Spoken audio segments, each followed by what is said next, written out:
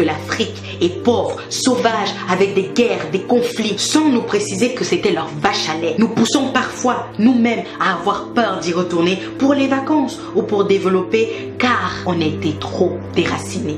Ils nous ont dit, ton histoire n'existe pas ou plus, et ils ont écrit des mensonges sur la leur pour mieux le vendre à leurs enfants, mais surtout pour dominer celle des autres, en passant par le royaume de Soundiata Keïta, de Mansa Moussa, l'homme noir le plus riche de l'histoire de l'humanité, bien avant Jeff Bezos et ses amis. Ils nous ont dit à l'école de retenir le nom de Thomas Edison pour l'invention de l'ampoule, en oubliant volontairement Lewis Howard Latimer et son filament de carbone avec son invention de la lampe électrique. Ils nous ont dit que l'Égypte antique de Toutankhamon, Ramsès, Khéops, mais aussi Hotep, scientifiquement prouvé noir, était une thèse complotiste. Et que la terre des Noirs, traduit par Kemet, ne prouvait rien, malgré la forte ressemblance des traits physiques des Noirs aux statues égyptiennes. N'oublions pas les nez cassés. Et puis ils ont dit que Yoyot, Jean Yoyot, leur égyptologue de tous les temps, lui et lui seul détenait la vérité sur l'histoire de l'Égypte.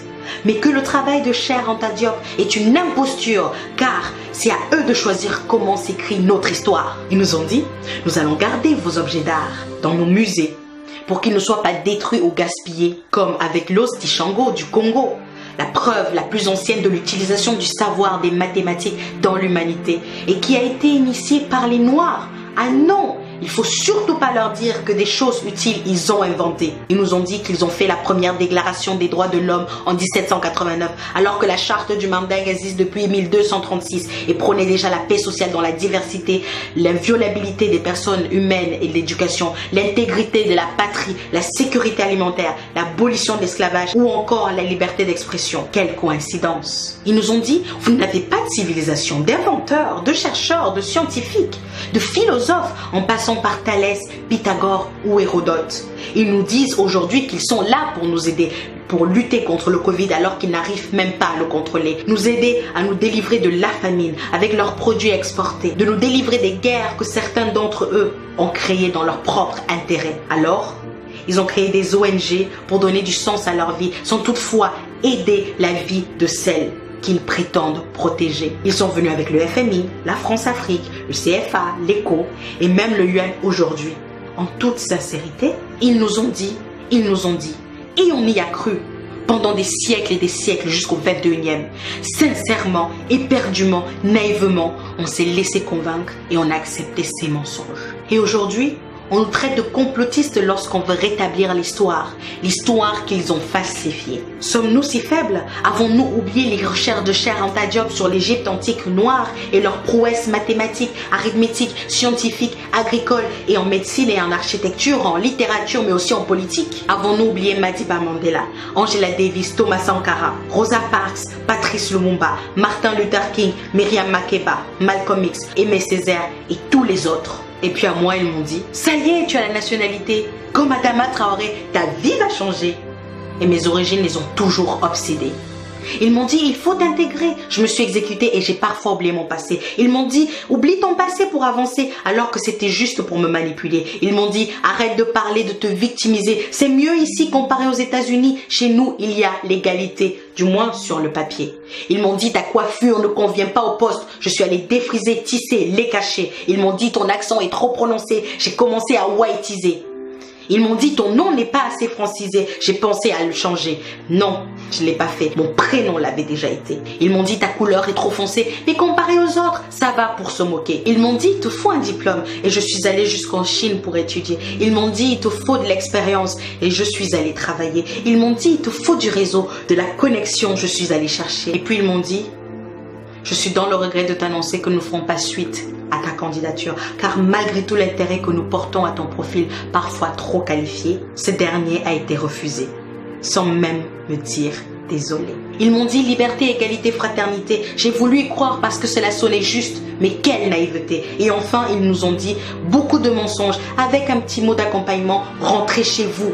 Et ça au moins, c'était vrai. Chers amis, chères sœurs, chers frères, chers pères, chères mères, pour que la vérité et le respect, la cohésion, la paix, pour que le Black Lives Actually Matter, il va falloir qu'on se réapproprie notre histoire, qu'on la transmette à nos enfants comme la Chine le fait avec les siens pour la réhabiliter. Il va falloir qu'on apprenne que le communautarisme qu'il pointe du doigt, c'est pour nous éloigner de la force économique qui va nous mener à cette dignité tant quémandée.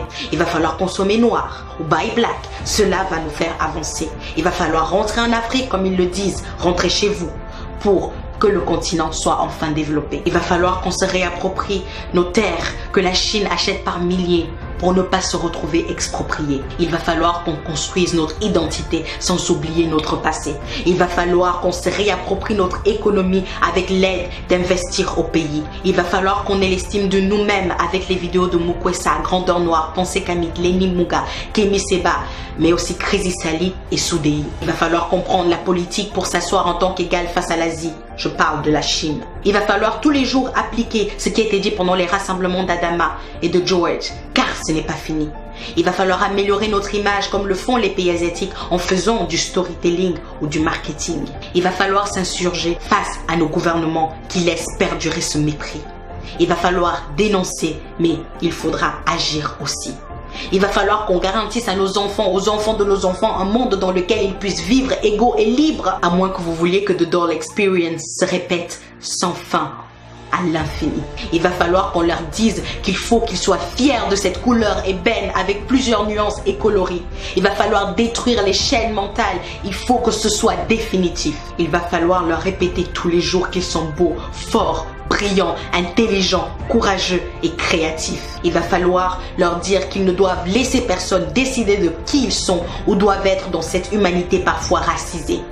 Il va falloir leur dire que personne ne fait le choix d'être noir ou blanc car ce sont des couleurs créées pour diviser. Il va falloir se demander si nous allons continuer d'accepter qu'ils nous dictent notre conduite et surtout qu'ils nous autorisent cette liberté ou allons-nous l'arracher. Il va falloir être prêt car ça va être difficile. C'est un combat qu'ensemble nous allons, main dans la main, gagner pour que le racisme ordinaire, institutionnalisé, systémique, étatique ou ethnique soit enfin dans ce monde éradiqué. Il va falloir arrêter de nous plaindre pendant une semaine et puis retourner à nos seules filles. Plouf! Lutte oubliée. Et enfin, il va falloir se demander, et si c'était moi? Au TEP.